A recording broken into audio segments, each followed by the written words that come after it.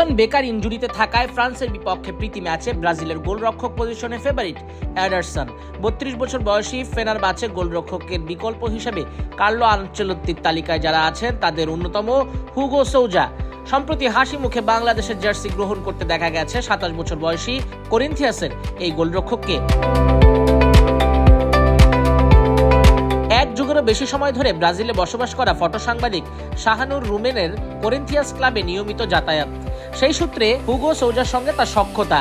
Shahanur rumen জানিয়েছেন, জাপানের বিপক্ষে প্রীতি ম্যাচ দিয়ে 5 বারের বিশ্ব চ্যাম্পিয়নদের হয়ে অভিষিক্ত হওয়া হুগো সৌজা সেই সম্পর্কের সূত্র ধরেই বাংলাদেশ ফুটবল সম্পর্কে জানতে চেয়েছিলেন তার কাছে। আলাপচারিতায় এক পর্যায়ে সৌজন্য উপহার হিসেবে 6 ফুট 6 ইঞ্চির উচ্চতার এই গোলরক্ষকের হাতে বাংলাদেশ জাতীয় ফুটবল দলের জার্সি তুলে দেওয়া হয়। ফিফা বিশ্বকাপ চলাকালে বাংলাদেশের কোটি কোটি মানুষ ব্রাজিলের জন্য রীতিমতো প্রার্থনা করেন। এমন তথ্য জানার পর বেশ কৌতূহলী ছিলেন হুগো সৌজা। এরপরই তিনি বাংলাদেশের ফুটবল সম্পর্কে জানার আগ্রহ প্রকাশ করেন।